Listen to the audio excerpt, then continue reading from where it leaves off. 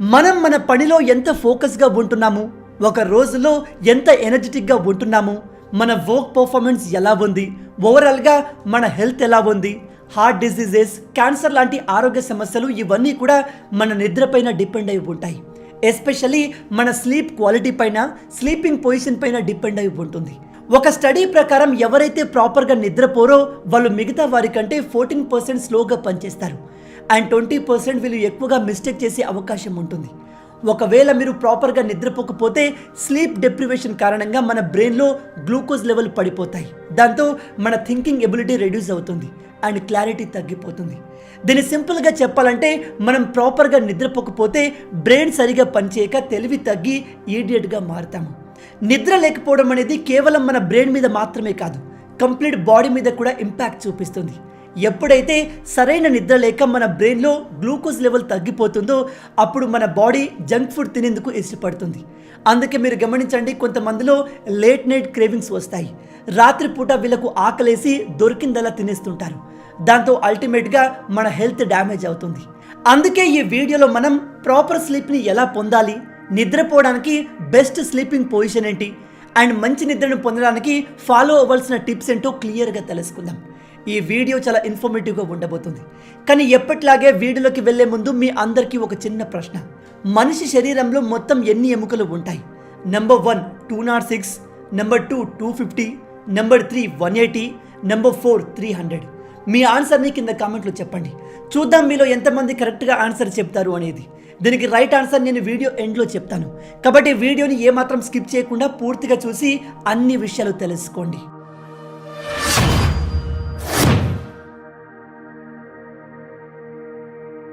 మొదటగా మనం sleeping position గురించి తెలుసుకుందాం. మన బ్రెయిన్ వరకు జరిగే blood flow, hormone production, oxygen supply, muscular function, మన హార్ట్ ఫంక్షన్, బ్లడ్ ప్రెషర్ ఇవన్నీ కూడా మన స్లీపింగ్ పొజిషన్ పైన డిపెండ్ అయి ఉంటాయి. అయినా కూడా మనలో చాలామంది అడ్డదిడ్డంగా నిద్రపోతారు. మొత్తం 3 రకాల స్లీపింగ్ పొజిషన్స్ ఉంటాయి. ఒకటి బ్యాక్, 2 సైడ్, 3వది స్టమక్ పొజిషన్. మనలో ఎక్కువ మంది సైడ్ పొజిషన్లో నిద్రపోతారు. కానీ ఇందులో మనం రైట్ సైడ్ కింద పడుకోవడం చాలా డేంజరస్. అలా ఎందుకు అంటే మనం ఆహారం తీసుకున్నప్పుడు తీసుకున్న ఆహారం ఈసోఫేగస్ జాలం ద్వారా మన స్టమక్కి రీచ్ అవుతుంది. ఈ ఆహారం మన కడుపులో చేరగానే గ్యాస్ట్రిక్ యాసిడ్స్ రిలీజ్ అవుతాయి. ఇవి ఆహారాన్ని జీర్ణం చేయడంలో ఉపయోగపడతాయి. ఈ స్టమక్లో రిలీజ్ అయిన యాసిడ్ అనేది మళ్ళీ పైకి రాకుండా ఉండేందుకు ఈసోఫేగస్ చివరన ఒక వాల్వ్ ఉంటుంది. ఈ వాల్వ్ 1 సైడెడ్ వాల్వ్. అంటే ఇది ఆహారాన్ని స్టమక్లోకి పంపిస్తుంది, కానీ స్టమక్లో ఉన్న ఆహారాన్ని తిరిగి బయటకు పంపించదు. కానీ కొన్ని మెడికల్ కండిషన్స్ వల్ల లేదా ఏజ్ పెరగడం వల్ల ఈ వాల్వ్ అనేది వీక్ అయిపోతుంది. దాంతో స్టమక్లో ఉన్న యాసిడ్ అనేది ఈసోఫేగస్లోకి వచ్చేస్తుంది. ఇలా వచ్చినప్పుడు మన ఛాతీలో మంటగా బాగా గ్యాస్ అయిన ఫీలింగ్ కలుగుతుంది. అయితే మన స్టమక్ యొక్క స్ట్రక్చర్ అనేది లెఫ్ట్ సైడెడ్గా ఉంటుంది. కాబట్టి మనం లెఫ్ట్ సైడ్ కని పడుకుంటే ఎటువంటి ప్రాబ్లం ఉండదు. అదే మనం రైట్ సైడ్లో నిద్రపోతే ఇదిగో స్టమక్ పొజిషన్ ఇలా ఉండి స్టమక్లోని యాసిడ్ తిరిగి మన నోటి దాకా వచ్చేస్తాయి. దాంతో మన ఛాతీలో మంట ఏర్పడుతుంది. దీనివల్ల కొత్త ఆరోగ్య సమస్యలు వస్తాయి. ఒక విషయాన్ని బాగా గుర్తుపెట్టుకోండి, యాసిడిటీని ఎప్పుడు కూడా లైట్ తీసుకోకండి. మన స్టమక్లో ఉన్న యాసిడ్ ప్రతిసారి ఈసోఫేగస్లోకి వస్తే అది కొన్నిసార్లు ఈసోఫేగస్ క్యాన్సర్కి దారితీస్తుంది. అలాగే ఎయోటా అనేది మన హార్ట్లో ఉన్న అతిపెద్ద ఆర్టరీ. ఇది లెఫ్ట్ సైడ్ కనే ఉంటుంది. ఇది మన బాడీలో ఉన్న లోవర్ పార్ట్స్కి బ్లడ్ సప్లై చేస్తుంది. ఎప్పుడైతే మనం లెఫ్ట్ సైడ్ కని నిద్రపోతామో అప్పుడు బాడీ లోవర్ పార్ట్స్కి బ్లడ్ పంపడంలో హార్ట్పై ఎక్కువగా ప్రెషర్ పడదు. కానీ మనం రైట్ సైడ్ కని పడుకుంటే హార్ట్ పైన ప్రెషర్ ఎక్కువగా పడుతుంది. దీన్ని సింపుల్గా చెప్పాలంటే మీరు ఎంతసేపు లెఫ్ట్ సైడ్ కని నిద్రపోతారో అంతసేపు మీ హార్ట్ చాలా హెల్తీగా, ఈజీగా ఆపరేట్ అవుతుంది. అదే మీరు రైట్ సైడ్ కని పడుకుంటే మీ హార్ట్ పైన ప్రెషర్ పెరిగి పర్ఫార్మెన్స్ తగ్గుతుంది. ఓవరాల్గా మీరు లెఫ్ట్ సైడ్కి నిద్రపోవడం వల్ల మీ హెల్త్ బాగుంటుంది, రోగాలు తక్కువగా వస్తాయి. ఇక 2వ sleeping position back sleeping position. ఈ పొజిషన్లో నిద్రపోవడం వల్ల ఎటువంటి లాభాలు లేవు, ఎటువంటి నష్టాలు కూడా లేవు. కానీ ఇలా నిద్రపోవడం వల్ల మన స్పైన్ స్ట్రైట్గా ఉండి ఎటువంటి బ్యాక్ పెయిన్స్ రావు. అండ్ కొన్ని స్టడీస్ చెప్పేది ఏమిటంటే ఇలా ఈ పొజిషన్లో నిద్రపోవడం వల్ల ఫేస్ పైన వ్రింకిల్స్ అంటే ముడతలు తక్కువగా వస్తాయి. అమ్మాయిలు, మీరు ఎక్కువ కాలం యంగ్గా కనిపించాలి అనుకుంటే ఈ పొజిషన్లో నిద్రపోవడం అలవాటు చేసుకోండి. కానీ ఈ పొజిషన్లో నిద్రపోవడం వల్ల ఆల్రెడీ హెల్త్ ప్రాబ్లం ఉన్న వాళ్ళకి 2 ఇబ్బందులు ఉంటాయి. ఎవరైతే ఆల్రెడీ గురక పెట్టే వాళ్ళు ఉంటారో వాళ్ళ గురక పెరుగుతుంది. కొన్నిసార్లు నిద్రలోనే ఊపిరి ఆగిపోవడం లాంటివి జరుగుతుంది. దీన్నే స్లీప్ యాప్నియా అంటారు. ఇక మూడవ పొజిషన్ స్టమక్ పొజిషన్. నాకు తెలిసి ఎక్కువ మంది యంగ్స్టర్స్ ఈ పొజిషన్లో నిద్రపోతారు, కానీ ఇది అన్ని పొజిషన్ల కంటే ప్రమాదకరమైంది. ఇలా నిద్రపోతే మన స్పైన్ స్ట్రైట్గా ఉండదు, మన మెడ కూడా ఒక సైడ్ తిరిగి ఉంటుంది. దీనివల్ల లోవర్ బ్యాక్లో అండ్ నెక్లో ఎక్కువగా పెయిన్ వస్తుంది. అంతేకాదు ఇలా నిద్రపోవడం వల్ల మనం తిన్న ఆహారం డైజెస్ట్ కావడానికి డైజెస్టివ్ సిస్టమ్ కాస్త ఎక్కువగా వర్క్ చేయాల్సి ఉంటుంది. అలాగే బ్లడ్ సర్క్యులేషన్ సిస్టమ్ పైన కూడా ప్రెషర్ పడుతుంది. ఈ కారణాల వల్ల మన బాడీ 25% మోర్ ఎనర్జీని కన్జ్యూమ్ చేస్తుంది. కానీ ఈ పొజిషన్ వల్ల ఒక లాభం ఉంది. ఎవరైతే ఎక్కువగా గురక పెడతారో అలాంటి వాళ్ళు ఈ పొజిషన్లో నిద్రపోతే వాళ్ళ గురక కాస్త తగ్గుతుంది. అండ్ మీ అందరూ ఒక విషయాన్ని బాగా గుర్తుపెట్టుకోండి, స్లీపింగ్ పొజిషన్ అనేది మనకు పుట్టుకతో వచ్చేది కాదు, అది మనం చేసుకున్న అలవాటు. కాబట్టి దాన్ని మార్చుకోవడం చాలా ఈజీ, కాకపోతే కాస్త కష్టపడాలి. మీరు ఎక్కువ రోజులు హెల్తీగా ఉండాలి అంటే లెఫ్ట్ సైడ్కి నిద్రపోవడం ఇకపై నుంచి అలవాటు చేసుకోండి. ఇక ఇప్పుడు మనం స్లీప్ క్వాలిటీని ఎలా ఇంప్రూవ్ చేసుకోవాలో తెలుసుకుందాం. దీనికోసం మనం మొదటిగా కన్సిడర్ చేయాల్సింది స్లీప్ టైమింగ్. కొంతమంది ఎక్స్పర్ట్స్ ప్రకారం మన స్లీపింగ్ టైం అనేది చాలా ఇంపార్టెంట్. సూర్యుడు అస్తమించడంతోనే మన బాడీకి నేచర్ రెస్ట్ తీసుకోమని సంకేతం ఇస్తుంది. సైంటిస్టుల చేత ప్రూవ్ చేయబడిన విషయం ఏమిటంటే రాత్రి 10 AM నుంచి 2 AM వరకు వచ్చే నిద్ర అనేది ది బెస్ట్ స్లీప్. డాక్టర్స్ ప్రకారం మీరు రాత్రి 10 నుంచి అర్ధరాత్రి 2 గంటల వరకు ఎంత ట్రై చేసినా నిద్ర రాకపోతే నెక్స్ట్ డే మార్నింగ్ మీరు అలసిపోయినట్టుగానే ఉంటారు. మీకు నిద్రపోయిన ఫీలింగ్ ఉండదు, బాడీలో ఎనర్జీ ఉండదు. అలా అని ప్రతిరోజు రాత్రి 10 గంటలకే నిద్రపోమని చెప్పట్లేదు. అలా నిద్రపోతే చాలా మంచిది, కాకపోతే అది అందరికీ పాసిబుల్ కాదు. కానీ సూర్యుడు అస్తమించిన తర్వాత కొన్ని గంటల్లోనే నిద్రపోయేందుకు ప్రయత్నించండి. ఇక రెండవ పాయింట్, ఎలక్ట్రానిక్ గ్యాడ్జెట్స్కి దూరంగా ఉండండి. మొబైల్ అండ్ ల్యాప్టాప్ నుంచి రిలీజ్ అయ్యే బ్లూ లైట్ అనేది మనకు నిద్ర రాకుండా చేస్తుంది.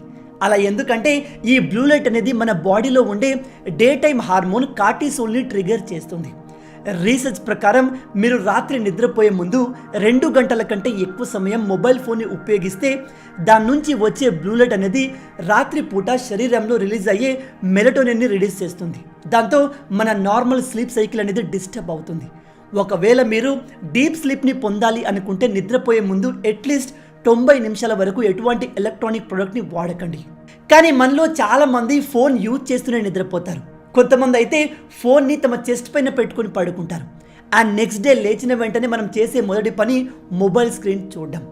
కొన్ని మొబైల్ కంపెనీలు ఒక రీసెర్చ్ చేస్తే వాళ్ళకు తెలిసిన విషయం ఏమిటంటే మనం నిద్రపోయే ముందు మొబైల్ స్క్రీన్ని ఎక్కువగా చూస్తే డీప్ స్లీప్ని పొందలేము.